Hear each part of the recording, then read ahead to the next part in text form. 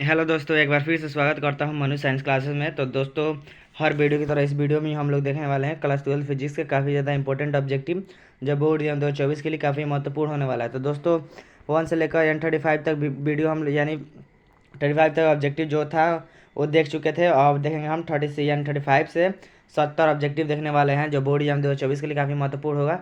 तो दोस्तों, इसी और की हर वीडियो की तरह इस वीडियो में भी इस वीडियो से भी 5-7 प्रश्न अवश्य ही बोर्ड एग्जाम में एकदम 100% श्योर है कि पूछे ही जाएंगे। तो आप लोग वीडियो को स्किप मत कीजिए, वीडियो को अंदर देखिए दोस्तों।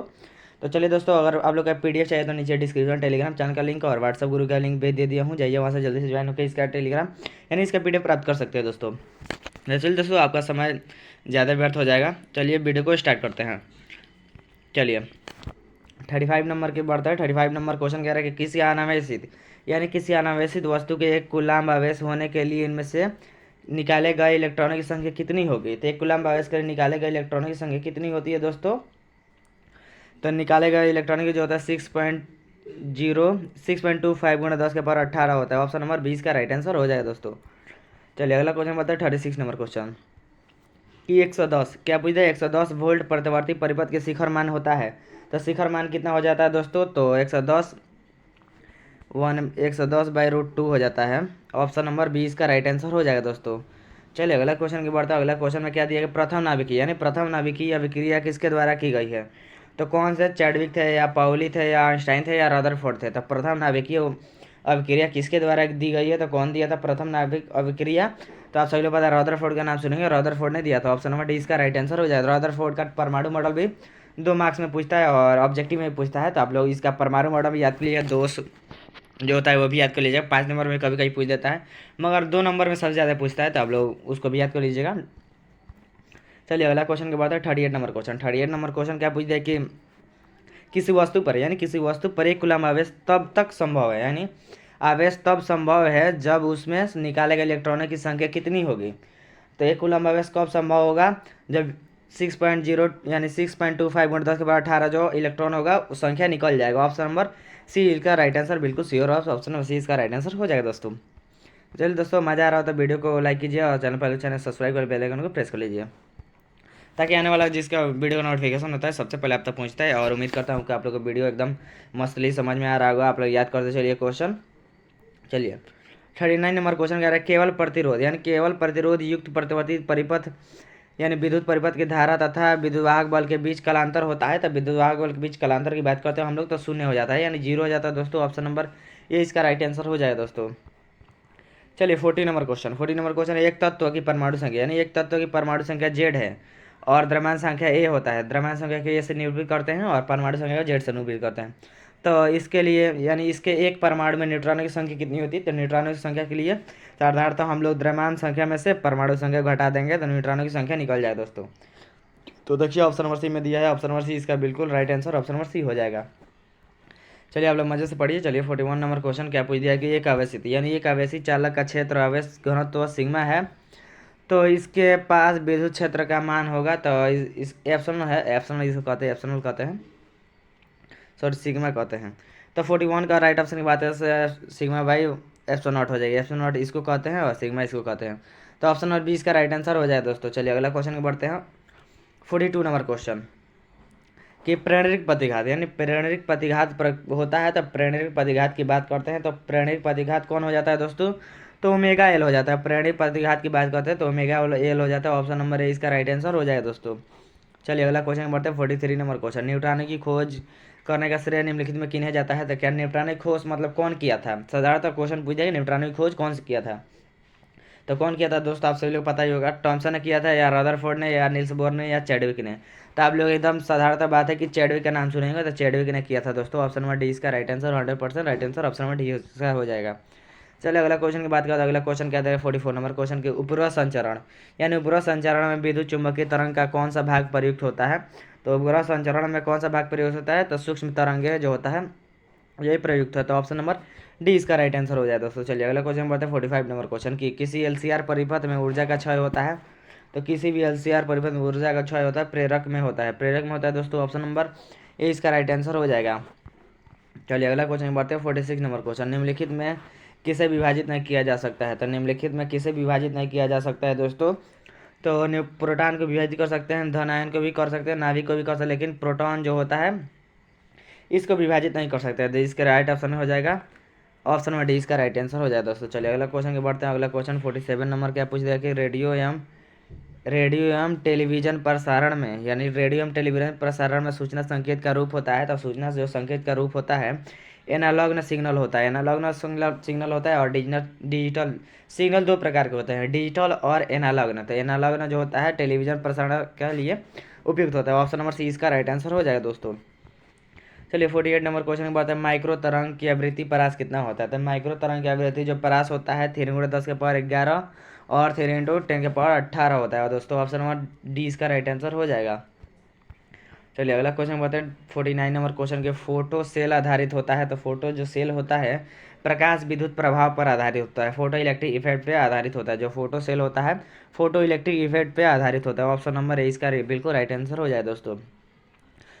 चलिए अगला क्वेश्चन को बढ़ते हैं, आप लोग इंग्लिश भी पढ़ते रहिए। 50 नंबर क्वेश्चन कि टेलीविजन संचरण में आमतौर में उपयुक्त आवृत्ति परास होता है। तो टेलीविजन के लिए 30 से 300 MHz होता है, MHz में होता है दोस्तों, MHz में ही होता है। टीवी जब भी टीवी यानी टेलीविजन की बात करते हैं तो MHz में ही होगा। ऑप्शन नंबर ए इसका राइट आंसर हो जाए दोस्तों। चलिए अगला क्वेश्चन बताते हैं 51 नंबर क्वेश्चन कि लाल तरंग की तरंगदैर्घ्य परास मीटर में कितना होता है दोस्तों। तो कितना होता है तो 6.2×10⁻⁷ होता है, और मतलब 7 का अंतराल में, और 7.5×10⁻⁷ के अंतराल में ही होता है दोस्तों। ऑप्शन नंबर ए इसका राइट आंसर हो जाए दोस्तों। चलिए 52 नंबर क्वेश्चन की बात है। 52 नंबर क्वेश्चन कह रहा है कि आवेशित चालक की स्थिति ऊर्जा होती है।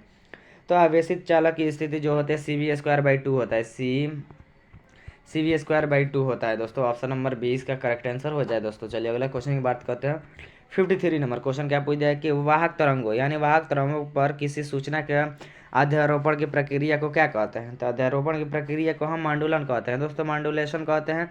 ऑप्शन नंबर 20 का right answer 100% right answer, option number 20 का राइट आंसर हो जाएगा दोस्तों। चलिए दोस्तों, उम्मीद करता हूँ कि आप लोग वीडियो एकदम मज़े से पढ़ रहे होंगे और क्वेश्चन भी याद कर रहेंगे। तो याद करते चलिए आप लोग साथ साथ कि विद्युत चुंबकत्व यानी विद्युत चुंबकत्व के नियमानुसार प्रकाश के निर्वात में चाल सभी जड़त्व निर्देश निर्देश तंत्रों में होगी। तो कितने निर्देश तंत्रों में होगी तो समान होगी दोस्तों। ऑप्शन नंबर ए बिल्कुल राइट आंसर हो जाएगा। चलिए अगला क्वेश्चन के बढ़ते हैं 55 नंबर क्वेश्चन की, यदि 100 वोल्ट तक आवेशित करने पर संधारित्र की संचित ऊर्जा 1 जूल हो तो संधारित्र की धारिता होगी। तो संधारित्र की धारिता जो कि 2×10⁻⁴ फैराडे हो जाएगी दोस्तों। ऑप्शन नंबर बी इसका राइट आंसर हो जाएगा दोस्तों। चलिए अगला क्वेश्चन के बढ़ते हैं 56 नंबर क्वेश्चन कि मांडुलन के विपरीत प्रक्रिया को कहते हैं। तो मांडुलन के विपरीत प्रक्रिया को हम विमांडुलन कहते हैं दोस्तों। ऑप्शन नंबर ए इसका राइट आंसर हो जाए दोस्तों। चलिए अगला क्वेश्चन बढ़ते हैं 57 नंबर क्वेश्चन की विद्युत चुंबकीय तरंग यानी विद्युत चुंबकीय तरंग की उत्पत्ति इनके द्वारा की जाती है, यानी किसके द्वारा की जाती है विद्युत चुंबकीय तरंग की उत्पत्ति। तो एक त्वरित आवेश के द्वारा की जाती है। ऑप्शन नंबर ए बिल्कुल राइट आंसर हो जाए दोस्तों। चलिए अगला क्वेश्चन बढ़ते हैं 58 नंबर क्वेश्चन की, वायु में गोलीय चालक की धारिता अनुक्रमानुपाती होता है। तो वायु में जो गोलीय चालक की धारिता होती कितनी होती है दोस्तों, तो गोले की त्रिज्या के अनुक्रमानुपाती होती है दोस्तों। ऑप्शन नंबर बी इसका करेक्ट आंसर हो जाएगा दोस्तों। चलिए अगला क्वेश्चन बढ़ते हैं 59 नंबर क्वेश्चन के, नियम यानी नियत आयाम का रेडियो तरंग निम्न में से यानी निम्न में किससे उत्पादित होता है।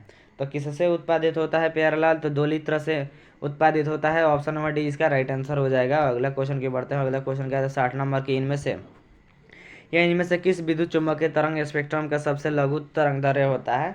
तो कौन सबसे लघु तरंगदैर्घ्य होता है दोस्तों, तो गामा किरणें होता है, और गामा किरणें होता है दोस्तों। ऑप्शन नंबर डी इसका राइट आंसर हो जाएगा। चलिए 61 नंबर क्वेश्चन क्या रहा है कि चुंबकशीलता म्यू के लिए निम्नलिखित में कौन संबंध चाहिए। तो चुंबकशीलता जो म्यू होता है उसके लिए जो संबंध होता है म्यू बराबर B/H होता है, म्यू बराबर B/H होता है दोस्तों। ऑप्शन में बी में दिया है, ऑप्शन बी इसका राइट आंसर हो जाएगा दोस्तों। चलिए अगला क्वेश्चन के बढ़ते हैं 62 नंबर क्वेश्चन की, तनुकरण यानी तनुकरण का मापन किया जाता है। तो तनुकरण का जो मापन किससे किया जाता है, तो डेसिबल में किया जाता है दोस्तों। आप सभी लोग पता है डेसिबल में, ओम में नहीं होता है, मोह में नहीं होता है, साइमन में भी नहीं होता है, डेसिबल जो होता है इसका करेक्ट आंसर हो जाएगा दोस्तों। चलिए अगला क्वेश्चन के बढ़ते हैं 63 नंबर क्वेश्चन की, इनमें से कौन सा जो अवरक्त तरंगदैर्घ्य है। तो अवरक्त तरंगदैर्घ्य का जब भी बात करते हैं तो 10⁻⁻⁴ हो जाएगा दोस्तों। ऑप्शन नंबर सेंटीमीटर में होता है, 10⁻⁴ सेंटीमीटर इसका राइट आंसर हो जाएगा दोस्तों। चलिए अगला क्वेश्चन के बढ़ते हैं 64 नंबर क्वेश्चन की, चुंबक का चुंबकीय आपूर्ण होता है। तो चुंबक का चुंबकीय जो आपूर्ण होता है कितना होता है, तो चुंबक का जो चुंबकीय आपूर्ण होता है इसकी बात करते हैं तो ऑप्शन नंबर बी यानी सदिश राशि होता है दोस्तों। अदिश राशि नहीं होता, उदासीन भी नहीं होता है। ऑप्शन नंबर बी इसका राइट आंसर हो जाए दोस्तों। चलिए 65 नंबर क्वेश्चन का UHF, इससे बहुत सारा प्रश्न पूछता है। ये तो हर साल एक नया क्वेश्चन रहेगा इससे। UHF से हर साल एक नया क्वेश्चन रहता है, तो आप लोग इंपॉर्टेंट ऑब्जेक्टिव में इसको लिख लीजिए और याद कर लीजिए। तो 65 नंबर में क्या पूछ दिया कि UHF का प्रास कितना होता है। तो UHF का जो प्रास होता है 300 mHz से 3000 mHz तक होता है दोस्तों। ऑप्शन नंबर ए इसका राइट आंसर हो जाएगा। चलिए 66 नंबर क्वेश्चन क्या पूछ दिया कि चुंबक के दो ध्रुवों के बीच की दूरी को क्या कहते हैं। तो जब भी चुंबक का एक नॉर्थ पोल होता है और एक साउथ पोल होता है, तो जब भी, एक सेकेंड, जब भी बात कर दे, जब भी बात करें, मान चुंबक का ध्रुव जो होता है एक साउथ होता है एक नॉर्थ होता है, ठीक है। तो जब भी बात कर दे तो उसका जो उसके बीच की दूरी की बात करता है। तो जब भी उसके बीच की दूरी की बात हो, इसके चुंबकीय लंबाई, इस बीच के यानी चुंबक के बीच की दूरी को चुंबकीय लंबाई ही कहते हैं। तो ऑप्शन नंबर है इसका राइट आंसर हो जाए दोस्तों, चुंबकीय लंबाई इसका राइट आंसर हो जाएगा।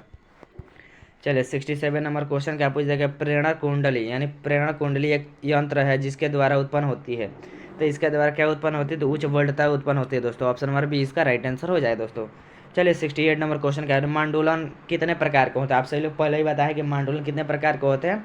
तो मांडुलन जो होता है 3 प्रकार का होता है। मांडुलन जो होता है 3 प्रकार का होता है। ऑप्शन नंबर 20 का राइट आंसर हो जाएगा दोस्तों। चलिए अगला क्वेश्चन बताए 69 नंबर क्वेश्चन की परमाणु नियन की चुंबकीय आघूर्ण बराबर होता है। तो परमाणु नियन के चुंबकीय जो आघूर्ण होता है 0 के बराबर होता है, 0 के बराबर होता है दोस्तों। ऑप्शन नंबर ए इसका राइट आंसर हो जाएगा दोस्तों। चलिए अगला क्वेश्चन को बढ़ते हैं 17 नंबर और लास्ट क्वेश्चन क्या है कि लोहा जो होता है लौ चुंबकीय है। तो लोहा जो है लौ चुंबकीय कितने पे होता है दोस्तों, तो 770 डिग्री सेंटीग्रेड के नीचे तापक्रम पर लोहा जो होता है लौ चुंबकीय होता है दोस्तों। ऑप्शन नंबर डी इसका राइट आंसर हो जाए दोस्तों। तो उम्मीद करता हूँ कि यहाँ तक आप लोग वीडियो देखे हो तो बिल्कुल पसंद आएगा दोस्तों। तो आज के लिए बस इतना ही, उम्मीद करता हूँ आप वीडियो पसंद आएगा। तो आज के लिए बस इतना, जय हिंद जय भारत।